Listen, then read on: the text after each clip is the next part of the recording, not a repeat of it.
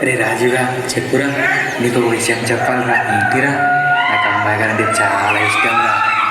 అమ్మాయి గారు, మీరు నా పక్కన కూర్చున్నారు కదా, అసలు ఇది కలనా నిజమా? కలలో నుండి బయటికి రాగిరి, ఇది నిజమే.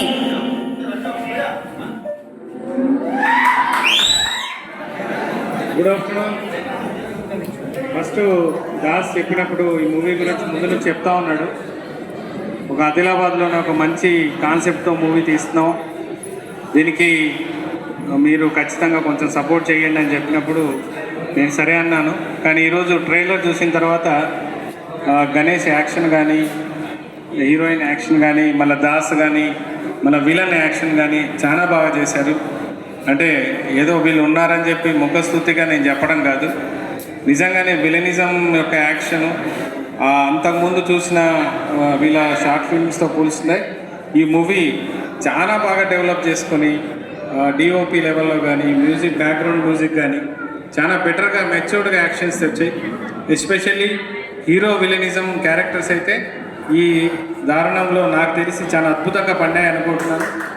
అండ్ రెండోది ఏంటంటే, చూడటంతో నాకు అర్థమవుతుంది ఇది ఒక లవ్ స్టోరీ మూవీ అని. అంటే ఒకప్పుడు 20 years బ్యాక్ జయం మూవీ ఎలా అయితే రివల్యూషన్ తీసుకొచ్చాడో తేజ డైరెక్టరు, మన ఆదిలాబాద్ బ్యాక్గ్రౌండ్లో ఇంత బాగా తీసుకురావడం చాలా గొప్ప విషయం. హీరోయిన్ శ్వేత గారు కూడా కొత్త అమ్మాయిని బాగానే చేసింది. గణేష్ చాలా బాగా చేశారు. అండ్ ఎస్పెషల్లీ నేను మళ్ళీ చెప్పాల్సింది ఏంటంటే, విలన్స్ ఎంతమంది ఉన్నారో అందరూ అద్భుతంగా యాక్ట్ చేశారు.